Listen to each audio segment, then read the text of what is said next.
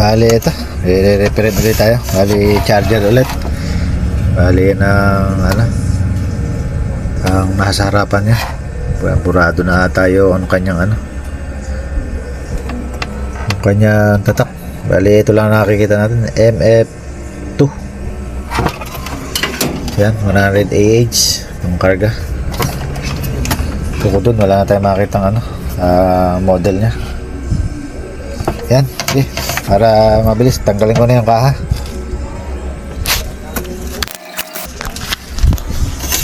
Bali ito, hindi na natin testingin ito dahil nakakita na tayo ng resistor na na nasira. Bali yan, nalusaw na yung resistor, yung pinaka color code niya. Malamang yan, shorted yung natin, yung kanyang power transistor. Bali yan, magkakalas na ako dito, hihiwalay na natin sa housing para natin, ma-trouble natin. Bali yan, kalasin ko muna.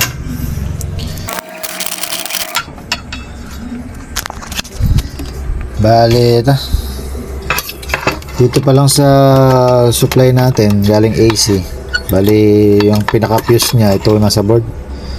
Kaya ito yung fuseable na line sa board natin. Ito putol na, bali naputol na siya. Bali yung NTC natin ito meron. Bali sa NTC natin, check natin kung buo muna. Kailangan nagbabaser to. Alam natin kung connected pa. Connected pa siya. Bali sa diode naman, testing natin kung mayroon shorted. Bali break pa rin natin. Yan, okay naman. Bagyan naman, mayroon buzzer dito sa diode natin. Dito sa kabila wala. Bali break pa rin natin.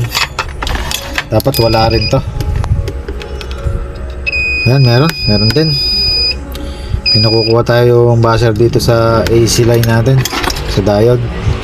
May shorted. Bali kakalasin ko lang din to. Bali try natin sa filter capacitor kung meron. Yan, wala. Pero dito sa pagdating sa power transistor natin meron shorted. Kahit sampa. Yan. Bali yan. Bali bukod dyan, ito yung diode, tayo ng shorted. Bali kalasin ko lang to, tapos iayos natin yung diode. Pag ayos na, tingnan natin kung may signal na lumalabas dito sa PWM natin. Ito, tingnan natin kung buo pa to. Kung sira, repairin natin. Yan. Bali kung maayos ko man to, hindi na ganito kalaki maikakabit ko. Bali yung maliliit na lang, kasi yung ganitong unit talagang maliit lang naman nakakabit. Bali ngayon lang ako nakagawa na ganito kalaki yung nakakabit. Baga yun na ilagay ng factory yung pagkakagawa. Pero naman to, may slot naman na para pwedeng maliit. Bali yan, may butas, may butas siya na para sa maliit. Bali yan, kalasin ko muna.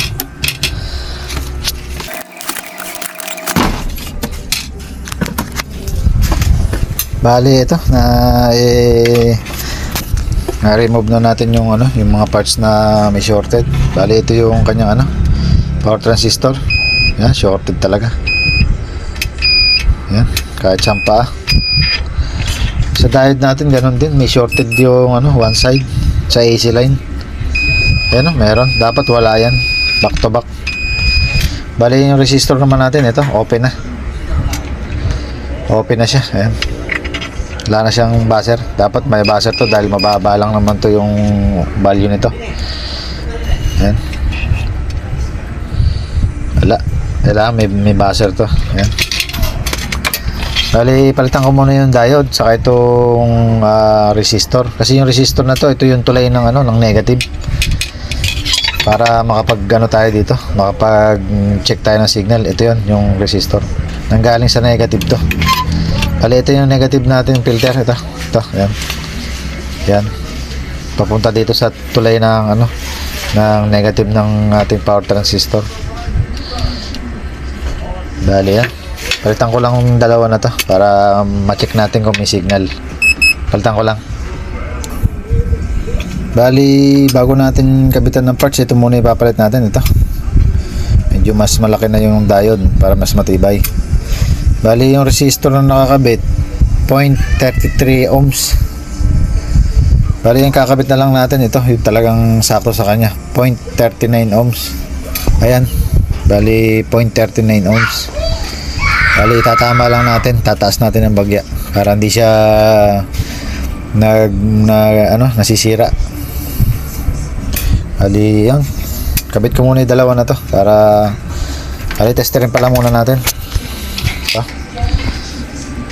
kaya natin kung may buzzer to. Ito dapat may buzzer. Yan, may buzzer siya. Tapos dito sa diode natin dapat wala siyang buzzer. Ayan, bali back to back, balik na natin. Ayan, no, talagang wala siya kahit baliktaran. Ang may baliktaran lang buzzer ito, yung positive negative. At pagka binaligtad wala yan. Ayan, buo. Bali, kabit ko lang yung dalawa na to. Tapos tingnan natin kung meron tayong kung meron na tayong signal dito sa PWM. Kabit ko lang. Bali, ito, nailagay na natin yung kanyang diode. Bali, naglagay na lang tayo ng rito, pinagputulan ng resistor na paa. Yan. Para magka-shorted yung kabila naman yung yung mapuputol, yung magiging nagsisilbing fuse nya. Bali, yan, nag-abang na rin tayo ng nung kakapitan ng ground natin na sa oscilloscope, sa probe, sa negative. Ito yung gate natin para masukat natin kung meron meron siya signal. Bali, yung resistor natin nakakabit na. Bali, yan, testingin natin. Kabitan ko lang ng oscilloscope. Ito, kakaalaman na kung buo pa yung PWM nya. Ayan. Bali, ito, saksak ko na. Ayan natin kung magkakaroon. Yeah. Opya. Bali, yan, abang na. Bali, try natin iyon.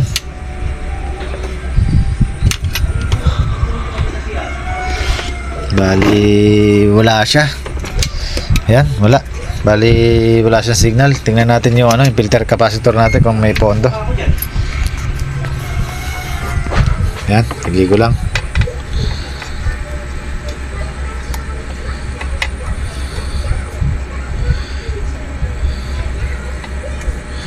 Bali, ito, meron tayong 283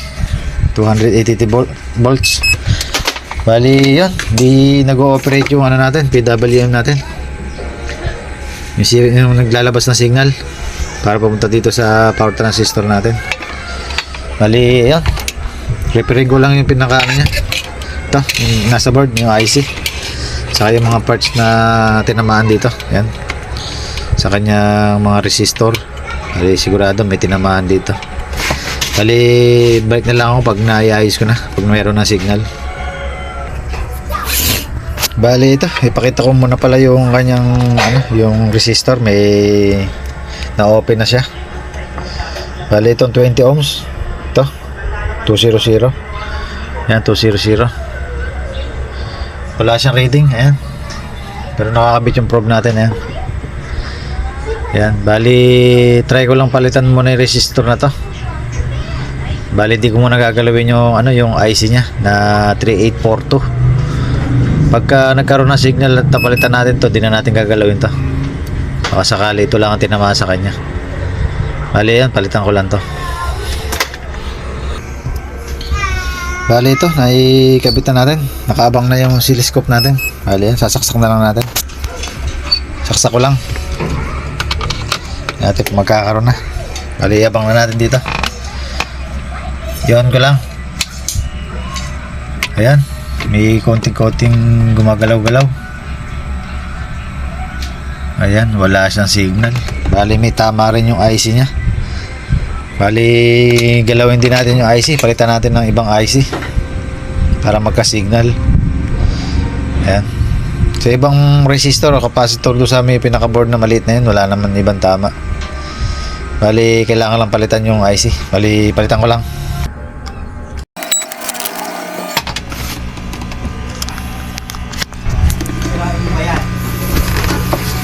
Bali, ito, naikabit na natin yung ano natin, oscilloscope na probe saka negative. Bali, nakabang na yung ano natin, yung kanyang monitor. Bali, yan. Bali, pa-plugin na lang natin. Bali, ito, saksak ko na. Saksakan ng pogi. Bali, ayan, ewan ko na.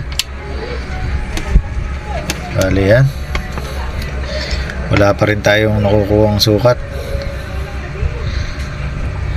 Ay, bali, hindi. Mali pala. Hindi ko pala na isaksak. Yan. Ayun, meron na. Galing, nakalimutan isaksak. Mali ka na naman. Yan, okay na. Maganda yung signal, oh. Nagpapalpitate siya. Papatay-patay. Bali, yan. Yan ang talagang signal niya. Maganda. Square na square. Bali, yan. Pwede na natin kabitan ng power transistor natin. Kabitan ko lang, tapos testing na tayo kung okay na. Dahil okay naman na yung signal niya. Bali, kabitan ko lang. Bali, bago ko ikabit, ito yung kanyang value. Ayan. Yung aking kinakabit madalas. MDP 8N60. Bali, 8N60 to. Ayan. Bali, original lang Magic chips to. Ito lagi kong kinakabit. Bali, kabit ko lang.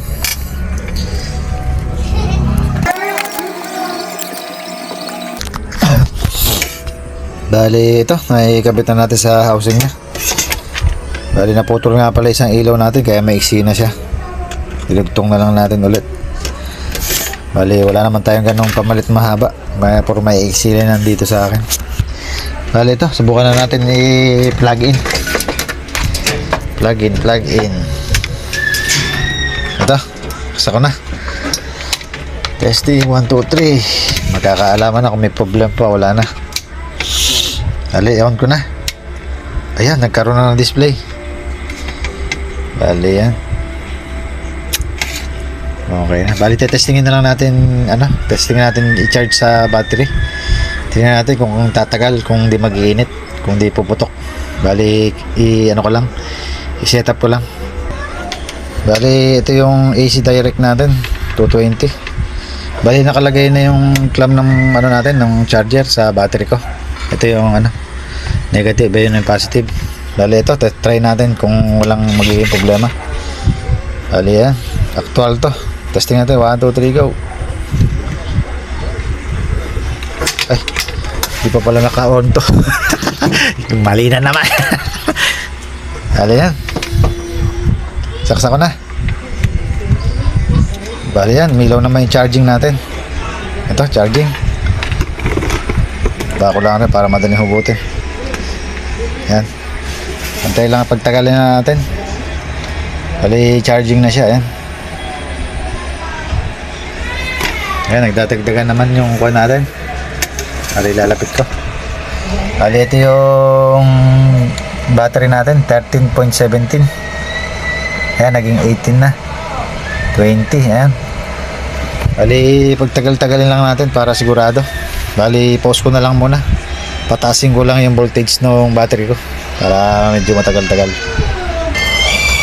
Bali, yan, kanina pa nagcha-charge. Bali, ang charge na ngayon 13.31. Bali, hanggang dito na lang yung video. Bali, ito yung mga pinalitan natin. Resistor, mga SMD resistor. Yan, saka IC. Saka itong 10 ba rin? Yan, 10 NK80. Bali, 10 ampere, 800 volts. Yan, 10 ampere pala to. Bali, yung diode, nagpalit tayo, bridge rectifier diode. Bali, yung resistor, pinalitan din natin. Bali, open na siya. Bali, sa problema ng charger na to, okay na. Maganda lang.